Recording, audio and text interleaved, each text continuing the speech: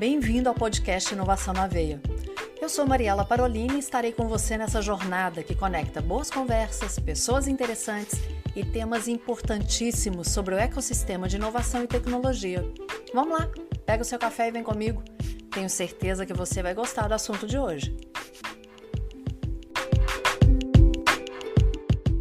Que bom que você está aqui em mais um episódio do Inovação na Veia. Você já sabe que eu sou aquela podcaster que gosta do café, que gosta da conversa. Eu sou Mariela Parolini. E boa conversa e café combinam com aprendizado. Sempre bom aprender mais. E tem uma coisa que eu preciso aprender cada vez mais, é esse startupês. Eu sei que cada profissão costuma ter uma linguagem própria, nomenclatura própria, mas como cada vez mais inovação e tecnologia fazem parte do nosso dia a dia, eu senti a necessidade de trazer alguém para conversar a esse respeito. E por isso o convidado de hoje é Wander Leão Valentim. Ele vai contar toda a experiência dele e a gente vai bater um papo sobre startupês e traduzir esse startupês, o que é mais interessante. Wander, seja bem-vindo. Muito obrigado por aceitar participar aqui do Inovação na Veia. Por favor, se apresente para quem está nos ouvindo. Tudo bem, Mariela? Prazer é meu estar aqui. Uma honra, podcast de tanta qualidade, poder estar fazendo parte. Bom, sou o Wander, então, eu sou acadêmico de medicina, estou no 11º período da UFMG, Universidade Federal de Minas Gerais. Eu tenho, inclusive, um passado interessante com inovação, né? Acho que a gente vai até comentar sobre o fato das universidades de saúde atualmente não falarem tanto sobre inovação, mas acaba que eu já trazia isso desde antes. Desde o ensino médio, eu já mexo com programação. Eu aprendi sozinho a programar lá na série do Fundamental. E aí eu comecei a lançar alguns aplicativos, fiz alguns sites, e isso foi crescendo. E acabou que em 2015, quando eu estava no segundo ano do ensino médio, eu fui para Harvard estudar ciência da computação, num programa lá que você pode fazer na faculdade enquanto você está fazendo o ensino médio ainda, né? E depois disso, então, eu trabalhei também como professor de programação numa escola para crianças, mas acaba que eu também gostava muito de saúde, eu gosto principalmente, na verdade, de neurologia, esse tipo de coisa. Tinha que E ser. Para acabei quem sendo... trabalha com computação, tinha que ser neuro, porque tinha que ser a parte mais difícil. É verdade, eu geralmente gosto muito desses temas meio complexos. Acaba também que eles são meio parecidos, né? Acho que aí Exatamente. entra numa coisa mais complexa, mas assim, ambas são máquinas de processamento de dados ligadas por pequenas células, aí Exato. tem o neurônio e o transistor do outro lado, movidas a Concordo. energia elétrica, por aí vai. Mas enfim, e aí eu inclusive me interesso Isso muito na vai dar um outro interface. episódio, viu? Com certeza. É um tema, inclusive, que eu gosto muito. Tem essas startups de Brain Machine Interface, né? Então, a Neuralink e por aí vai. Mas tá, aí eu acabei passando em medicina na UFMG e também passei nas faculdades no exterior de ciência da computação, mas preferi ficar por aqui. Por causa do Brasil, gosto muito daqui e vários outros motivos. E aí eu comecei a fazer, eu comecei a me envolver muito com no mercado financeiro, investimento em bolsa, esse tipo de coisa, e voltei a me interessar muito por empresas. E acaba que o Rafael, que é o CEO aqui da FHE, ele também estudou em Harvard e aí ele me chamou, na verdade eu que fui atrás dele e depois ele me chamou para fazer parte da FHE. E aí acabou que as coisas estão se desenvolvendo bastante, eu estou quase formando agora, consegui um estágio também em Yale, no meu último período aqui da faculdade. Que legal. E é isso. Parabéns. É interessante porque quando você fala isso tudo, eu fico com o coração tão feliz, porque quem é da... Eu sou fonoaudióloga por formação, com uma pequena diferença. Eu me formei em 94. Então, mas mesmo assim, do que eu vejo de 94 até hoje, na área de saúde não mudou muito, né? Em termos da grade curricular, claro, a gente sabe do que a gente precisa entender das patologias, de como tratar, de como prevenir muita coisa, mas até nisso, na inovação e tecnologia, como que isso age. Só um parênteses aqui, eu falei rapidamente para você em off, mas eu fiz a cirurgia bariátrica em novembro de 2020, toda por laparoscopia. E a recuperação sensacional. Então, precisa de assuntos como esse também na área da saúde. Como a gente vai deixar para falar disso? Porque me interessa muito a gente ter um episódio a esse respeito, porque mexe comigo, como alguns outros assuntos que já tratamos aqui, mas eu queria que a gente fosse para essa área do startupês. Por quê? Eu sei que se eu começar a conversar com você aqui em fonoaudiologuês, talvez algumas coisas você entenda, talvez outras não. Eu vou citar só um tema. Se eu falar para você de pitch, o que você vai entender de pitch? Para você, o que é pitch? Então, pitch geralmente é uma apresentação, geralmente rápida também, que as startups fazem para os Ok, investidores. isso. A gente vai explicar mais daqui a pouco. Mas para a fonoaudiologia, principalmente na minha área de voz, pitch tem a ver com análise acústica de voz. É um dos termos, uma das questões que a gente analisa. Ou seja, uma mesma palavra ela pode ter significados diferentes dependendo de como é usado, em que profissão é usada, para que é usado. Mas o que eu percebo também, às vezes, Wander, é que esse startupês, me desculpe as pessoas que não gostam dessa maneira de tratar, mas eu falo que é o fonoaudiologuês, o advoguês, né, e por aí vai. Algumas pessoas talvez usem porque para elas faz sentido, mas pode afastar a outra pessoa. Enquanto você está conversando num grupo que tem familiaridade com aquele assunto, a comunicação acontece. Mas se tiver alguém, vamos supor, tá? O que toda startup quer é investimento. Ela quer escalar e quer ter um bom investidor ali. Se esse investidor não entender alguma coisa que essa startup falar, algum termo, você já pensou que ela pode perder aquele investimento? Por um termo Com que certeza. para ela é tão comum, mas para aquela outra pessoa não é. Eu não estou dizendo aqui que a gente não deva usar esses termos. Até pode, mas explica esse termo. Eu vou te dar um exemplo que aconteceu comigo. Quando o Emílio estava como presidente da Federaminas, nós fizemos 2 feiras de startups lá. Em 2000, aliás, foram 3 feiras, 17, 18 e 19. E aí, na primeira feira, eu me lembro de chegar para os empreendedores das startups, conversar com eles e perguntava o que era a startup. Alguns me explicavam o que eram as startups e eu ia até os presidentes das associações comerciais ou até os empresários que estavam lá e levava, olha, aquela startup tem a ver com o seu negócio, olha, para a sua associação comercial aquela startup vai ser bacana. Então eu fazia essa conexão. Só que alguns me explicavam em termos técnicos. E por mais que eu me pedisse para explicar mais, eu percebi que aquela pessoa achava bonito falar daquele jeito. Bacana, me falava o que tinha, qual a tecnologia que usou, que para vocês de programação isso é um sonho, né? Mas para mim não fazia sentido. Então, eu não ia atrás daquele empresário que eu poderia conectar. E a comunicação muitas vezes não acontecia. E talvez ele possa ter perdido o investidor nesse sentido. E olha que eu questionava.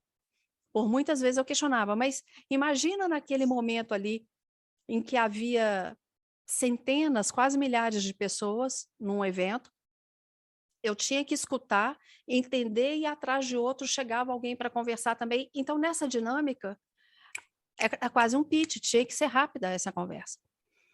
Então, eu queria que você falasse um pouco desse uso do startupês, né, desse uso da comunicação, dessa comunicação sendo eficiente, mas a gente vai para o próximo bloco, que eu já falei demais. A gente encerra esse bloco comigo falando e no próximo você já começa com as suas explicações a respeito disso, só um instante.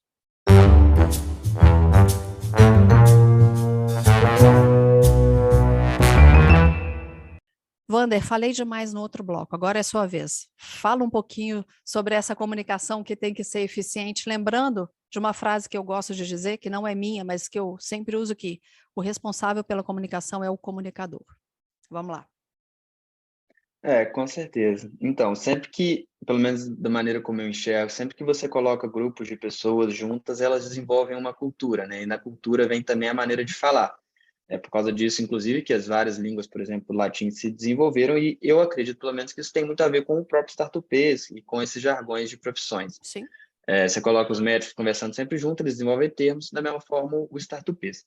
É uma característica também marcante do startupês o fato das palavras geralmente serem em inglês, o que piora ainda mais para a gente conseguir entender ele, né? E eu acho que isso decorre de dois fatores. Primeiro, com certeza, a influência americana economicamente. Então, a maior economia no mundo, e inclusive o maior ecossistema de inovação do mundo. Então, acaba que muitos dos termos, muitas das culturas de inovação saem de lá e acabam saindo em inglês.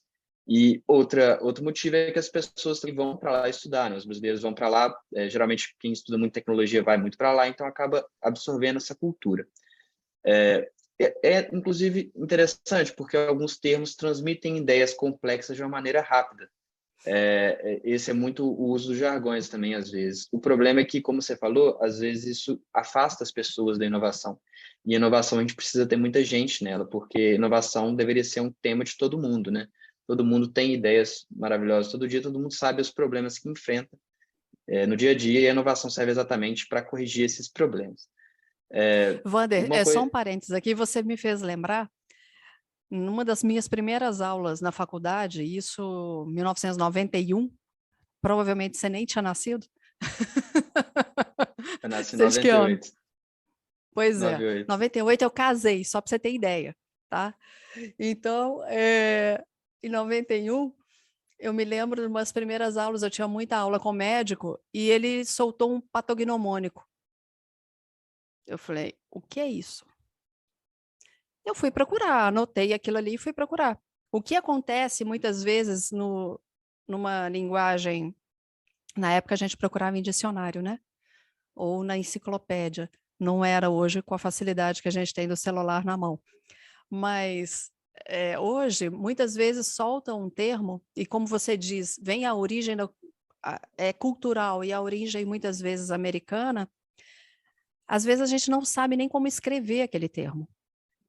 Ou aquele termo que é em inglês, ele acaba sendo abrasileirado.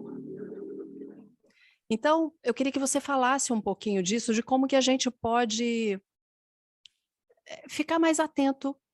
Quem está falando ficar mais atento, quem está ouvindo, como que faz para entender. Até mesmo assim, me explica o que que é isso. Porque hoje me explica o que que é isso, né? Acho que é muito importante as pessoas terem noção de com quem elas estão falando, né? Do ambiente que elas estão falando, e isso sempre tem que moldar o discurso da pessoa. Não adianta nada ela falar da mesma forma que fala para um colega de profissão, que fala para um investidor. Sim. Então, elas têm que certamente prestar muita atenção. Alguns temas fica difícil abrasileirar do jeito que a gente costuma fazer, mas outros já vêm se tornando clássicos também, né? Então, uma coisa legal que a gente poderia falar é sobre os termos que são usados para as ajudas que as startups recebem durante a sua formação. Então, alguns termos já foram brasileirados. Então, aceleradora, por exemplo, incubadora, enquanto outras não foram, como hackathon, venture capital, venture builder, e bootstrapping também já na parte dos investimentos, né? Só para citar um pouquinho, então, a aceleradora, já aproveitar para começar a explicar os temas, a aceleradora, então, junto com a incubadora, é mais na parte inicial das startups, assim como o hackathon. Hackathon é basicamente um evento que acontece, né, no qual as pessoas se unem sem, assim, elas já levam ideias próprias, obviamente, mas sem grupos formados nem nada. E lá elas fazem pitch e procuram as melhores ideias, se unem em grupos e tentam fazer alguma demonstração daquele conceito. Então, essa é a parte mais inicial da startup ali, é realmente a parte na qual ela se forma. Depois disso, as startups caem nesses dois grupos, que são as aceleradoras e as incubadoras. Tudo isso faz parte, mais ou menos, do plano teórico de 2 primeiros anos da startup. Na inovação é tudo muito incerto, então acaba que nenhuma startup segue esse plano direitinho. Mas, teoricamente, nesses 2 primeiros anos, a startup vai num hackathon, vai para uma aceleradora ou incubadora, e nessas duas últimas, elas melhoram o modelo de negócio, conhecem mais pessoas, fazem alguns contatos e, idealmente, já fazem um MVP e começam a rodar algum MVP. Depois disso, elas caem no Venture Capital e no Venture Building, né? Que é, inclusive, uma das especialidades da FCJ, posteriormente a esse MVP. É interessante falar também, aproveitando que a gente está no tema, que entre os 2 e os 5 primeiros anos acontece o que a gente chama de o Vale da Morte das Startups, que é basicamente um momento que muitas startups fecham por até motivos remediáveis. Porque, assim, no hackathon, é tudo muito incerto ainda. Então, a grande parte fecha, mas é porque muitas não tinham um produto bom, muitas não tinham uma inovação boa. Mas, nesses 2 a 5 anos, a gente nota que muitas ideias boas, times bons, morrem por problemas de brigas entre os sócios ou então por falta de know-how mesmo. Muita gente inova, mas com conhecimento da área que está inovando e não com conhecimento sobre inovação ou negócios. Então, aqui na FHE, por exemplo, tem muito médico que começou uma startup, muito profissional da saúde de uma maneira geral. E essas pessoas entendem da área da saúde, entendem onde é que elas estão inovando, mas não entendem de inovação, né? Elas não entendem como é conseguir investimento, por quais vias. Então, é muito desses motivos que causam esse vale da morte da startup. E aí entram esses dois players, Venture Capital e Venture Building. E aí a gente pode entender esses termos pela segunda palavra, que é Capital e Building, né? O Capital, então, o capital Só um pouquinho, antes de você, desculpa te interromper. Você disse que a aceleradora e a incubadora já foram abrasileirados. Como é em inglês? Como são esses termos em inglês? Então, fica até mais fácil porque os temas são realmente as palavras traduzidas mesmo, Accelerator e Incubator, né? Então ok. Porque às vezes tem pessoas que ainda falam assim, né? E eu já ouvi o hackathon ser chamado de hackathon. Qual é a pronúncia correta? Eu acho que hackathon já é uma abrasileiração do termo, né? Abrasileirada. Porque em inglês seria hackathon, hackathon, né? Hack do hacks, basicamente, de programação, aquela ideia, e athon, né? Muito, basicamente. Então, hackei muito nesse sentido. Sim.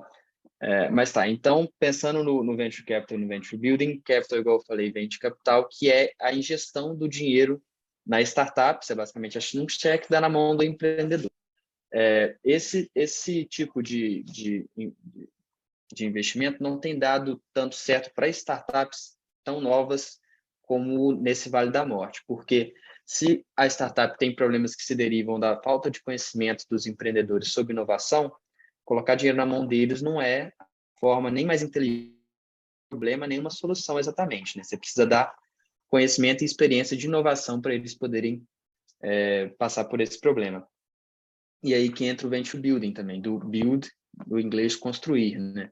Então, você constrói a startup, constrói o know-how da startup, constrói os empreendedores, e é exatamente nessa área de 2 a 5 anos, geralmente, que a FCJ e todas as outras venture builders atuam, basicamente pegando essa startup que saiu de uma aceleradora, que é aqueles programas com várias startups para poucos mentores, para um programa com várias pessoas, para uma startup só, várias pessoas com muita experiência olhando e tomando conta de um negócio.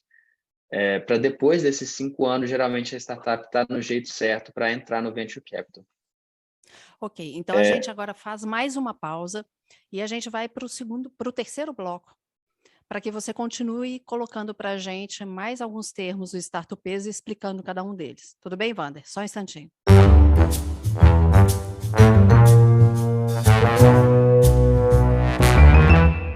Nesse bloco a gente continua então explicando porque a maneira como você está fazendo está muito bacana, Wander. Você está linkando um termo no outro e ao mesmo tempo explicando. No bloco anterior, aceleradora, incubadora, hackathon, venture builder e venture capital. Quais outros termos vêm a partir daí que a gente pode falar e traduzir esses termos? Tá. Uma das grandes preocupações do empreendedor é exatamente conseguir esse financiamento para crescer, né? Então, eu separei até mais alguns outros termos para a gente poder falar sobre, que seria o bootstrapping, o crowdfunding e o FFF, que seria Family, Friends and Fools, né?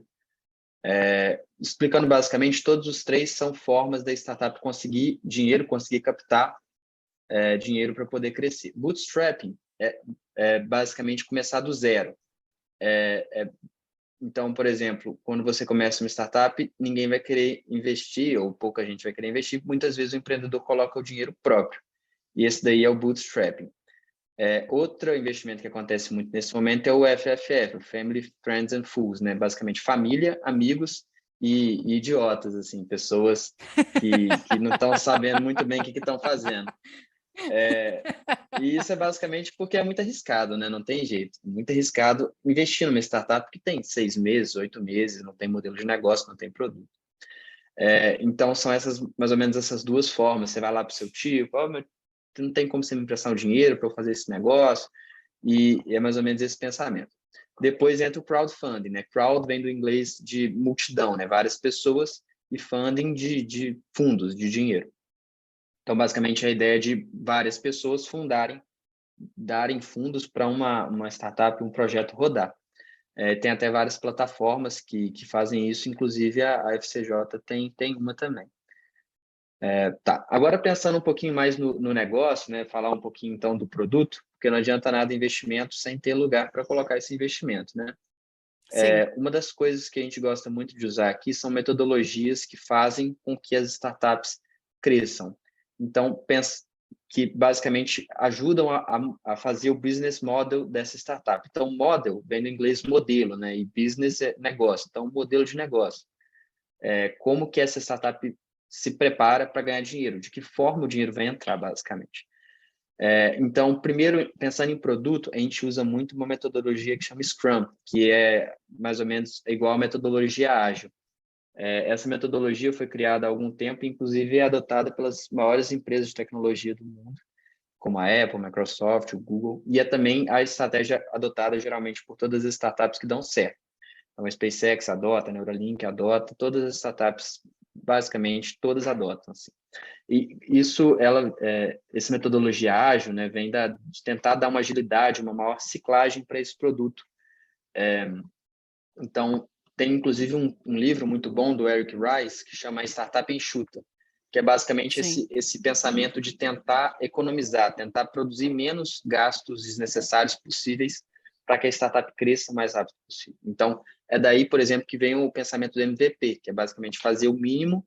MVP é Minimum Viable Product, o produto minimamente viável. Então, a menor Viável. coisa que você tem que fazer para poder produzir. Então, pensamento, por exemplo, ao invés de produzir um carro e depois tentar vender o carro, eu faço um skate, eu tento vender o skate, depois eu faço uma bicicleta, e depois eu faço uma bicicleta motorizada, até chegar no carro. Porque aí você vai vendo que tem mercado.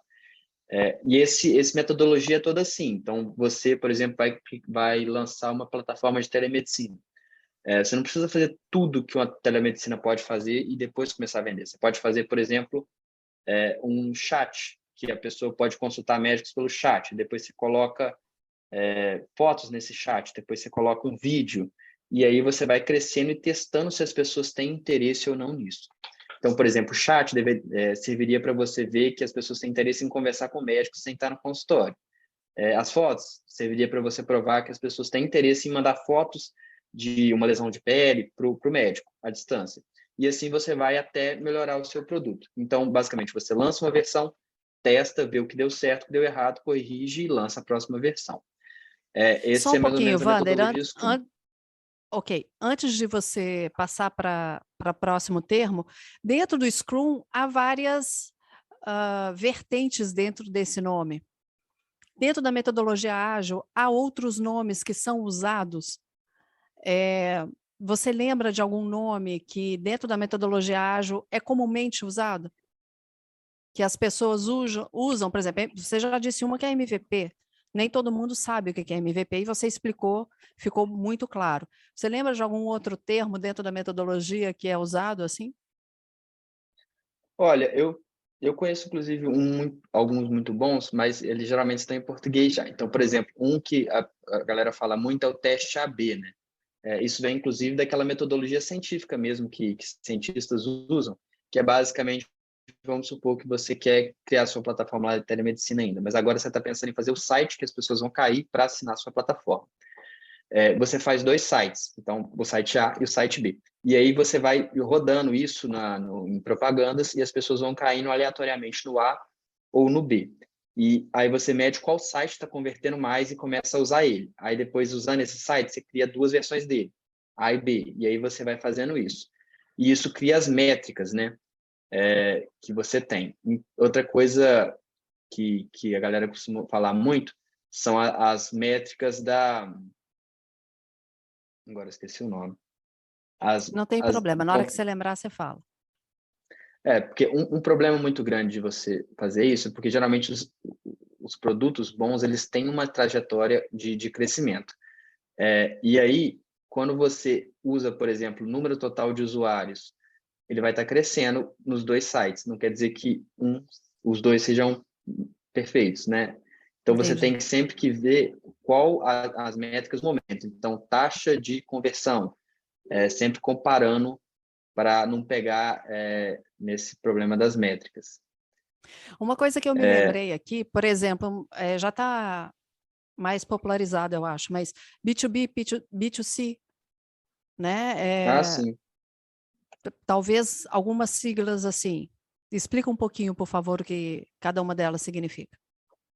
Sim. Então, isso é até interessante, porque esses termos costumam ter um número 2 no meio, né? E que todo mundo fica perdido mesmo. B2B, você fica tipo assim, isso não faz sentido. O que é isso, né? Então, basicamente, B2B, por exemplo, é business to business. E aí o 2 é porque 2 em inglês é TWO, né? E o to seria TO. Então, a Sim. pronúncia é muito parecida, a galera costuma abreviar o TO para um 2, para fazer essa comparação. E aí, business, em inglês, é negócio. Então, B2B é business to business, negócios para negócios. Então, pensando ainda na nossa telemedicina, você venderia a sua telemedicina para a Coca-Cola. E a Coca-Cola usaria para fazer alguma coisa na operação dela. Inclusive, tem o B2B2C, né? O business to consumer. Então, você vai vender para a empresa e essa empresa vai vender ou vai disponibilizar para pessoas. Então, no pensamento da Coca-Cola, inclusive, seria um B2B2C. Então, porque os funcionários da Coca-Cola seriam os usuários do seu produto através da Coca-Cola. Então, você seria o primeiro B, a Coca-Cola seria o segundo B, os funcionários da Coca-Cola seriam o C no final. Seria um C. E aí isso tem uma infinidade de termos, né? A galera tem uma imaginação muito fértil. Existe o B2C, por exemplo, que esses são os mais comuns, né? B2C é business to consumer, então um negócio mais direto. O paciente vai lá e faz a inscrição na sua plataforma de telemedicina, ela é o consumer B2C. E aí os negócios vão ficando complicados. Então, por exemplo, B2G, G seria government, né? Governo. Você fazia isso para o SUS usar para atender. E aí tem uma P2P, infinidade. que eu já vi também. B2 o quê? Person, de pessoa para pessoa. Sim, tem o C2C também. Então, por exemplo, um Mercado Livre seria seria Eu já uma ouvi forma de uma pessoas pessoa vender para usando, outra. mas eu já ouvi falando, ao invés de consumidor, trazer a coisa mais para o Personificar, pessoal né? mesmo. Mais para o pessoal mesmo. Então, P2P, né? Já ouvi também. Mas aí, como você disse, vem a imaginação e a criatividade, né? Mas vamos lá. Então, nós fomos para o Scrum, depois do Scrum. Tá. Outra coisa que a gente costuma prestar muita atenção aqui é o branding, né? Branding vem de brand, que é marca. Então, branding é crescer e melhorar essa marca.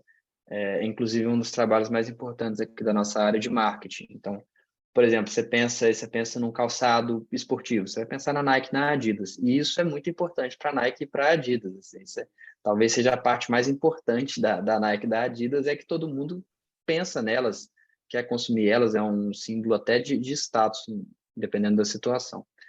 E a gente tenta criar a mesma coisa para as marcas das nossas startups.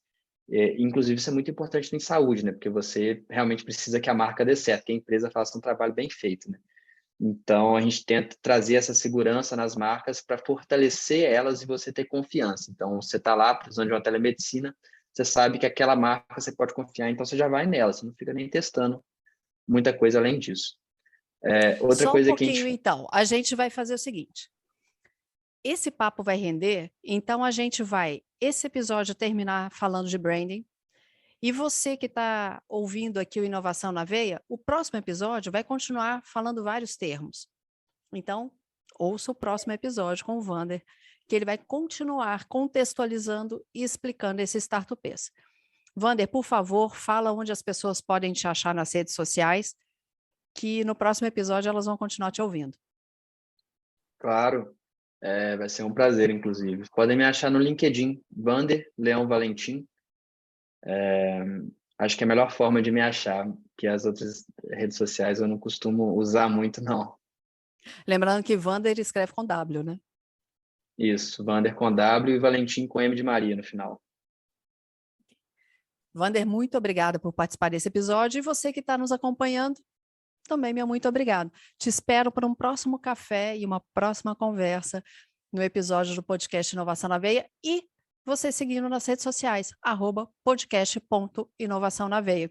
Se você está ouvindo pelo Spotify, aproveita que agora tem 5 estrelas, clica lá, segue e compartilha. A mesma coisa na Apple Podcast. Vai ajudar pra caramba, hein? Te espero no próximo episódio. Um beijo e Deus te abençoe. O podcast Inovação na Veia é uma iniciativa da FCJ Venture Builder.